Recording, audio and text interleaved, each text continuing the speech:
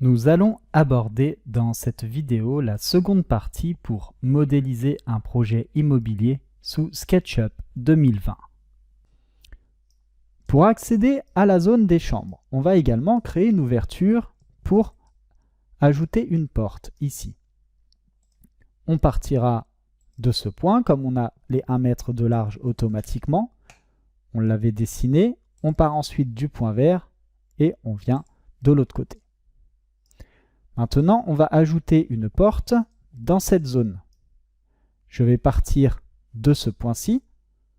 Là, c'est pour une salle de bain, 2,2 mètres de haut. Je sélectionne ce point. Sur l'axe rouge, 1 mètre. Logiquement, je peux repartir d'ici et redescendre. Maintenant, la ligne que j'avais ici, je peux, si je le souhaite, la supprimer. Elle ne me sert plus à rien. Concernant les WC, c'est pareil, on a la largeur de 1 mètre exactement. On part ici, on monte à 2,2. Entrée. Ici, on va faire une ouverture. Et voilà. Maintenant, on a une porte. Dans cette zone, là, 2,2. On a un point vert, on le sélectionne, 1 mètre de large. Puis on redescend. D'où le fait d'avoir bien réalisé vos lignes dès le départ. Vous pouvez observer que les distances correspondent parfaitement.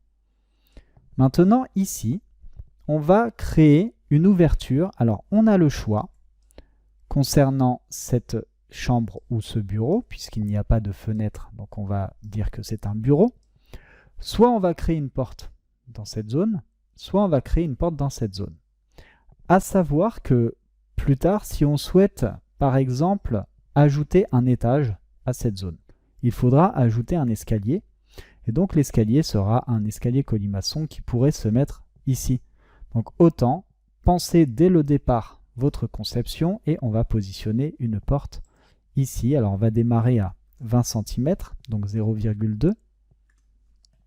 Là, je prends mon point, je pars sur l'axe bleu. 2,2. Je pars sur l'axe vert, 1 mètre, et je redescends sur l'axe bleu sur cette arête. Maintenant, je vais créer l'ouverture pour la porte de cette chambre ici, à 2,2. Je sélectionne le point, 1 mètre de large, et je descends, comme ceci. J'aurais très bien pu également créer une porte à cet endroit-ci. Maintenant, on va créer des ouvrants dans les chambres. Donc, on part du point de centre, on va mettre une fenêtre panoramique exactement la même que l'on met dans la partie salon, dans les deux chambres ici. On va donc sélectionner le point de centre. On va partir à 1 mètre. On part ensuite, par rapport au 1 mètre, sur la hauteur à 1 mètre. Ici, on va revenir également sur une hauteur de 1 mètre pour la fenêtre panoramique, 2 mètres de large, 1 mètre de haut. Et enfin, on revient. Je prends l'outil de sélection, je supprime la ligne que j'ai en trop. Je vais refaire exactement la même chose à côté. Je pars du centre, 1 mètre de large. Je monte à 1 mètre de hauteur pour la positionner, 1 mètre de hauteur pour la fenêtre, 2 mètres de large. Ensuite, ici 1. Alors, je peux très bien rester comme ceci. Là, je sais que j'ai 1. Je m'accroche justement sur le point de la fenêtre à côté. Et ça me permet en plus de vérifier qu'elle est bien positionnée. Et maintenant, on va créer les ouvertures pour 2 dernières fenêtres. Une dans la salle d'eau et une dans les WC. Dans les WC, on va la positionner au centre. Je sélectionne ce point sur l'arête. Cette fois-ci, je vais sélectionner l'arête. Je vais monter, je vais la mettre plutôt à 1,50 m. Là, je vais partir à 0,25. Là, je vais partir à 0,5. Là, 0,5. Et je vais revenir m'accrocher comme ceci. Et là, j'ai mon contour qui est bien généré. Je vais sélectionner cette ligne qui ne me sert plus et je vais pouvoir dessiner la dernière fenêtre qui sera également centrée. Alors, ce que vous allez également faire, c'est créer cette ligne qui va d'ici à ici. Donc là, on va bien sélectionner l'axe. On va avoir un point de centre qui sera ici. Cette fenêtre fait 1 mètre de haut et 50 cm de large. On va donc la positionner à 1,1 mètre. Là, on va faire 0,25. On va partir sur 1 mètre de haut, 0,5 de large. On redescend. On peut venir s'accrocher sur ce point si on le souhaite. Sinon, on entre directement 1. Et on vient supprimer la ligne qui nous a servi pour la construction. On a maintenant créé tous les contours pour les ouvrants. Je vais vous montrer comment vous allez pouvoir créer ces ouvertures très rapidement. On va utiliser la fonction pousser-tirer et on va justement inverser. On commence par la porte d'entrée, vous sélectionnez la zone et pour l'épaisseur, vous allez sélectionner l'arête de l'épaisseur. Et là, vous avez créé une ouverture. On fait exactement pareil pour toutes les autres, jusqu'à l'épaisseur. Également, sur les portes de garage, je sélectionne la face et l'arête pour délimiter l'épaisseur. Également ici, nous avons une porte, la face et l'arête. Enfin, la face ici et l'arête. On va partir pour les baies vitrées, créer les deux ouvertures, la face et l'arête, la face et l'arête, et ainsi de suite.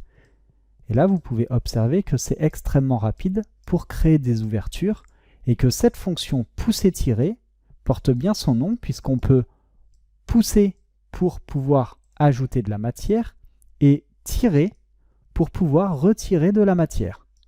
Maintenant, on a les fenêtres panoramiques. On sélectionne comme ceci. On va créer les ouvertures sur les portes. Alors là, vous voyez, je vais faire un CTRL Z parce qu'il m'a sélectionné un autre point. Les fenêtres.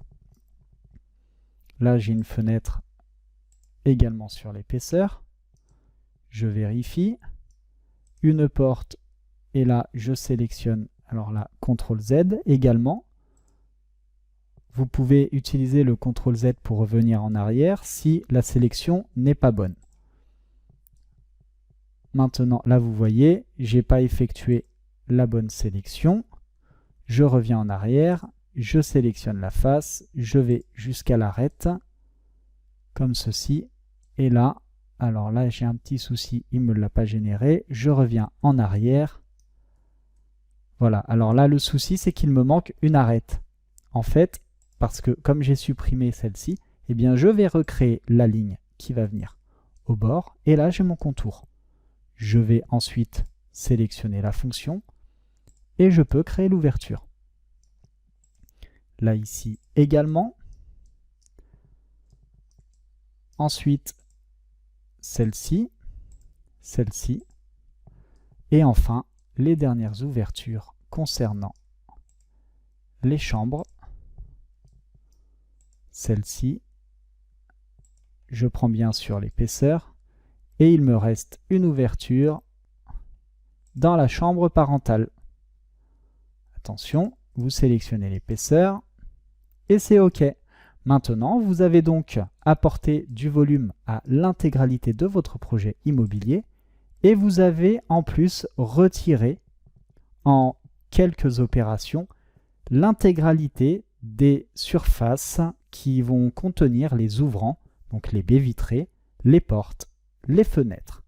Concernant l'apport de volume pour la dalle de notre projet immobilier, nous allons dessiner son contour. On partira de ce point-ci et on va dessiner un contour à 50 cm sur tout le pourtour de l'extérieur de la maison. On va donc créer une première ligne à 0,5 et ensuite, tout simplement, on va dessiner comme ceci notre contour à 5,5. Ici, on aura non pas 1,5 mais 1 mètre. On réalise une rotation, on va partir dans cette direction. Là, on se met donc à 3 mètres. Là, ici, on peut venir sur le point d'accroche pour vérifier. On a 1,5, donc on va rajouter 50 cm et on met 2 mètres. Ici, on a, en venant s'accrocher, 7,5, donc on va rajouter 50 cm, 8 mètres. On va partir dans cette direction également, on va mettre 9 mètres. On revient ici, au lieu de 3,5, on met donc 3. On partira dans cette direction, ici on va mettre 9 mètres. On réalise une rotation. Ici, on sera à 5 mètres. Ici, pour repartir, on aura donc 5 mètres à rajouter. Ici, on aura donc une cote au lieu de 3,7 plus 50 cm, 4,2. Ici, on aura 5 mètres. Ici, on aura non pas 4,3 mais 4,8. Et on viendra donc refermer notre contour. Donc là, on pourra venir s'accrocher et terminer ce contour. La ligne que j'avais au tout début, je la sélectionne, je la supprime.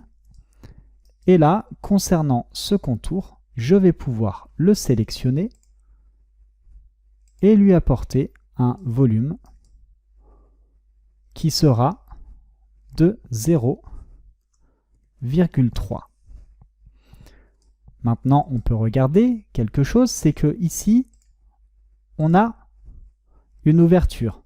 Regardez, sélectionnez juste une ligne, vous supprimez et là, vous allez fermer votre dalle. Et toutes les autres lignes qui auront été générées, vous allez pouvoir les sélectionner et les supprimer. Cela, je vous laisserai le faire par vous-même. Mais maintenant, vous avez récupéré l'élévation des murs et en dessous, une dalle de 30 cm d'épaisseur. Je vous remercie d'avoir suivi cette vidéo et je vous dis à tout de suite pour la suite de cette formation.